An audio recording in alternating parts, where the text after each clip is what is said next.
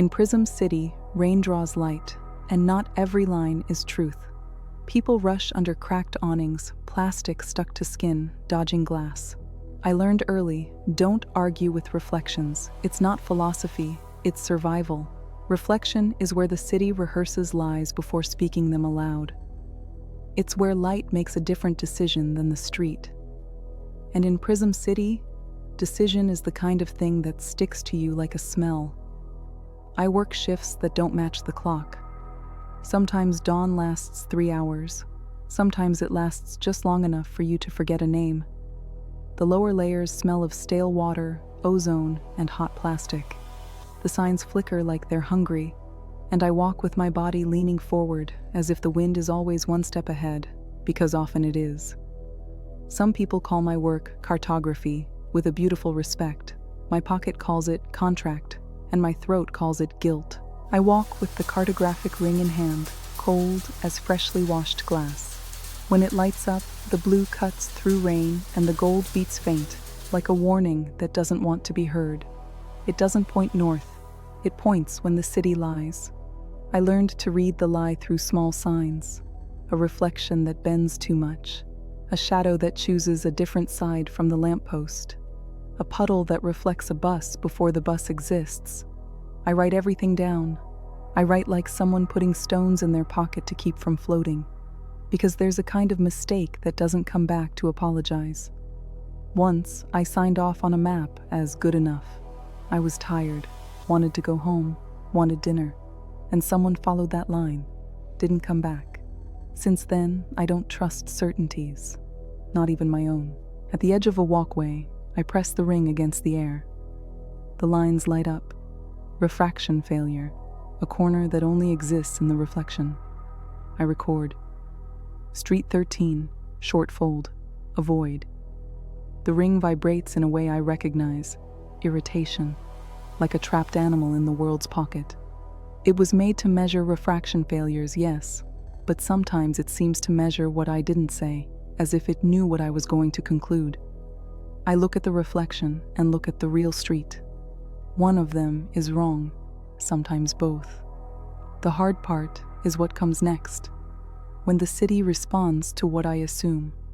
On the third marking, I heard a bass that seemed to come from inside the bone. It wasn't in my ear, it was in my chest, a sound that doesn't cross air, a sound that crosses decision. I stopped in the middle of a crosswalk with no cars, and still I felt like I was crossing something. The kind of thing that doesn't show on the map because it's the map itself that walks. The ring responded before I did, blinking in sequence, impatient. I followed the pulse toward the northern limit, where the city starts to lose its own reflections. I should have turned back.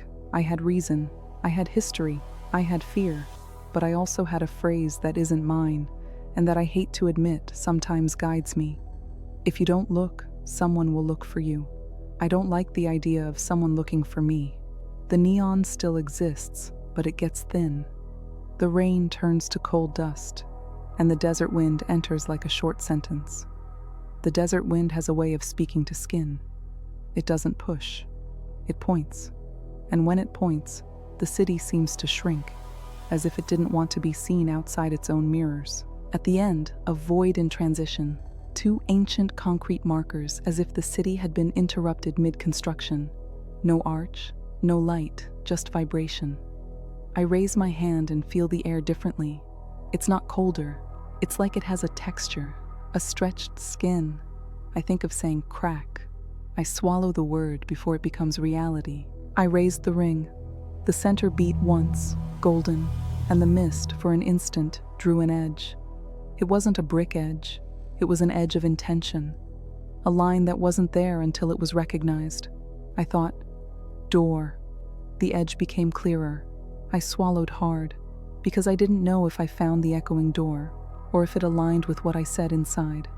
That's what terrifies me most here, not knowing where the world ends, and where my assumption begins. I breathe slowly, as if the air could teach me not to choose. The ring trembles in my hand. I try to give it a humbler name. Threshold. The edge doesn't disappear. It just becomes attentive. You call it map, it calls it anchor. In the glass beside me, my reflection seemed to delay a gesture, and then anticipate another, a minimal detail. I touch my fingers to my own face to confirm I'm here. The reflection does the same, but a breath earlier. This kind of error doesn't happen alone. Error alone is noise. This was choice. It was a minimal detail, enough to make me remember the bar stories. There's a presence. I always laughed at those stories, because I prefer the kind of fear that has an explanation. Rain, robbery, collapse.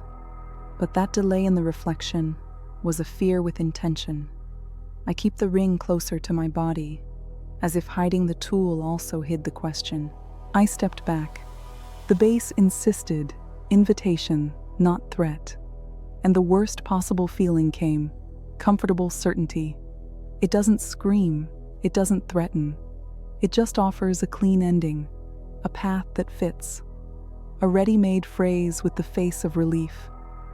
And I learned to distrust relief, because it always charges later. I thought, it can be measured. The ring closed a circle in the air. The gold beat 3 times. I almost trusted. I almost let my guilt become an instrument, almost let my fear become certainty. And that, I feel, is what it wants.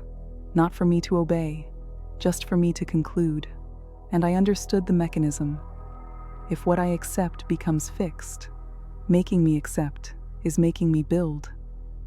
In the glass reflection, an absence passed behind me, like a shadow's outline. It wasn't a figure. It was a cutout, as if someone had erased a piece of the world and left only the edge for me to notice. Accept. The word arrived as a ready-made idea. I hate ready-made ideas. I hate them because ready-made ideas don't ask permission. They install themselves. And for a second, I feel a ridiculous urge to agree, just to stop shaking, just to make the night make sense. I bite the inside of my cheek. Small pain, small reality. Small things are still mine. I took a recording capsule from my pocket and touched it to the vibrating point. It drank the vibration and lit up from inside, golden. Gold always makes me suspicious. In Prism, gold is rare. And when it's rare, it's usually expensive. And when it's expensive, someone's always collecting. And I saw flashes that weren't memories. An unborn city, a memory market, a stone corridor where names sing. I also saw hands that weren't mine leafing through maps like choosing destinies. I saw a desert that seemed to breathe. I saw a door with no form, only sound, a sound that arrived before the question. And I saw a figure without a face, hood full of golden mist, as if someone had stored a sun in a forbidden place. It wasn't a vision, it was a delivery. As if I had touched the capsule to the world's pocket. I closed the capsule quickly, as if closing could protect. The bass dropped in volume, as if satisfied. The mist edge faded. Prism returned to theater. Rain, glass, neon. The world pretends normalcy very well. It knows we need that to keep walking. I run my hand over my coat. Feel the water, feel the fabric, feel the weight of the capsule in the inner pocket. I try to repeat, in silence, things I'm sure of. My name, the street number, the way back. And I deliberately leave out the word door. I stored the capsule in the inner pocket. At the next corner, a bus reflected twice in the glass. One normal passage and another empty. In the interval, my pocket got light. It wasn't a theft. I would know. It was as if the weight had decided to leave, as if the object had found its destination, and I was just the hand that passes. I searched the ground, the reflection. Nothing. My stomach sinks, not from losing, but from understanding the kind of world I'm living in, a world where important things move without crossing space. Some things don't get lost, they are delivered. I didn't cross the echoing door. Yet. But I understood. That fragment wasn't for me. It was a bridge, bait, for someone who doesn't disappear. Someone who doesn't disappear. I repeat the phrase and feel it touch a deep place. Because I think of who disappeared because of me. And I think of the possibility, cruel, beautiful, impossible, that the city is trying to correct something with this gesture. Or worse, that someone is using my guilt as a courier. The bass returned, softly, like a name spoken by stone. I gripped the cartographic ring and followed. The ring responds with a firmer cyan light, as if now it's certain, and I hate that. I look again at the glass. My reflection watches me as if it knew more than I do. I turn my face away first. If I disappear, may at least my map remain.